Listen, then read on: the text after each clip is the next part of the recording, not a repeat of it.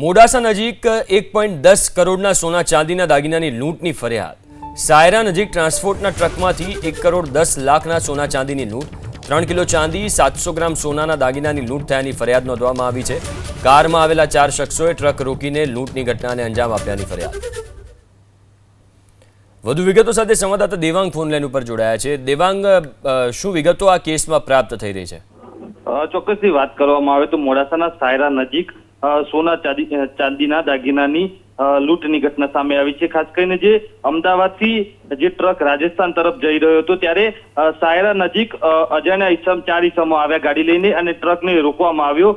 ત્યારબાદ ટ્રકના જે કેબિનની પાછળ જ જે થેલી મૂકેલી હતી તેના અંદરથી 700 ગ્રામ સોનું અને 3 કિલો ચાંદી એમ 1.10 કરોડ સોના ચાંદીની લૂંટ કરી અને ચારે જે આરોપીઓ હતા તે ફરાર થઈ ગયા હતા લૂંટારુઓ।